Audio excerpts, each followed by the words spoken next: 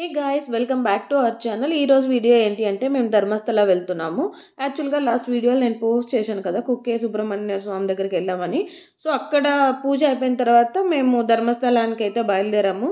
దారిలో ఎక్కడ చూసినా కూడా మొత్తం ఫారెస్ట్ అండ్ మంచి మంచి స్పైసెస్ తోటలు అన్నీ కూడా మనకు కనిపిస్తుంటాయి. వక్కలు, దాల్చిన చెక్క, ఈ రబ్బర్ చెట్లు అవన్నీ కూడా చాలా అందంగా బ్యూటిఫుల్గా ఉంటుంది. మేమైతే దారిలో ఒక చోట ఆపుకొని ఈ తాటికాయలు అండ్ ఫుల్ జర్ సోడా తాగేసి మళ్ళీ మేము జర్నీ కంటిన్యూ చేసాము. చూడండి ఎంత బ్యూటిఫుల్గా ఉంటుందంటే అసలు జర్నీ అంతా కూడా అంత బాగుంటుంది. ఫైనల్గా అయితే మేము ధర్మస్థలాకి రీచ్ అయిపోయాము. ఇక్కడైతే ఒక ఏరోప్లాన్ ఓల్డ్ది వచ్చేసి షో కోసం పెట్టుండారు. అండ్ బయటంతా కూడా చాలా ఆ రోజు పీస్ఫుల్గా ఉన్నింది, ఎందుకంటే క్రౌడ్ కొంచెం తక్కువగా ఉన్నింది.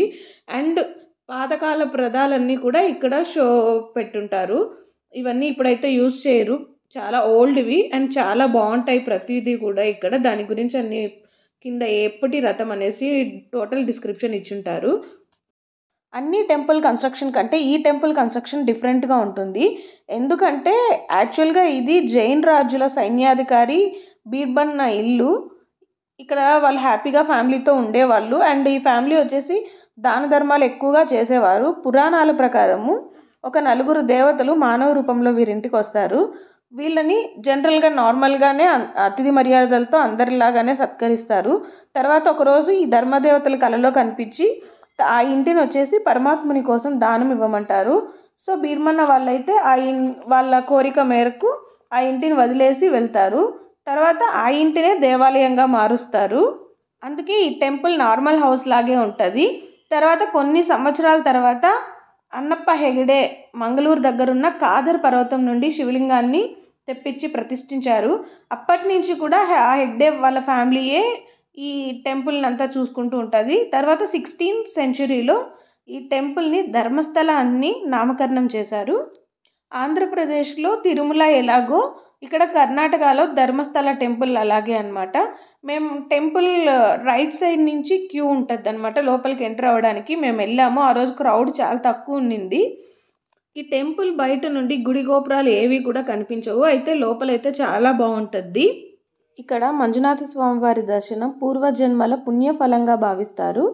పక్కనే అమ్మన్నవారి ఆలయం ఉంటుంది. గర్భాలయంలో స్వామివారి వచ్చేసి లింగ రూపంలో ఉంటారు. అండ్ అక్కడే అన్నప్ప స్వామివారు, వినాయకుడు కూడా దర్శనం ఇస్తారు. ఇక్కడ కోరికలు కోరుకొని తీరిన వాళ్ళైతే కనుక పూలు, బియ్యం, ఉప్పు, అరటిపండ్లు, నాణాలు వాటితో తులాభారం వేసి దేవుడికి సమర్పించుకుంటూ ఉంటారు. లక్ష దీపోత్సవం వచ్చేసి ఈ ఆలయం యొక్క ప్రత్యేకత. చాలామంది కుక్కే సుబ్రహ్మణ్య స్వామివారిని దర్శించుకొని వెంటనే ఇక్కడికి వచ్చి ధర్మస్థలానికి వచ్చి ఇక్కడ దేవుడి దర్శనం చేసుకుంటారు. ఇదే అన్నమాట ఎంట్రన్స్ ధర్మస్థలది. అండ్ మేము అక్కడ పూజ అంతా అయిపోయి దర్శనం చేసుకొని వచ్చాక ప్రసాదం అయితే తీసుకున్నాము. ప్రసాదం అయితే ఇవి ఇచ్చారు, తీర్థము, ధర్మస్థల ప్రసాదం అండ్ అందులోనే ఎండు ద్రాక్ష, కలకండ అన్నీ కూడా ఇచ్చారు. మన వీడియోస్ని ఎవరైనా ఫస్ట్ టైం చూస్తున్నట్లయితే వెంటనే సబ్స్క్రైబ్ చేసుకోండి.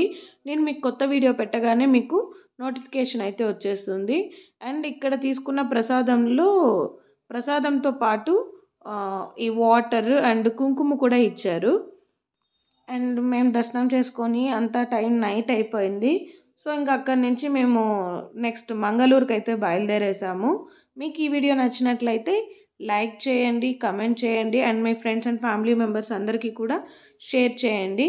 Thanks for watching.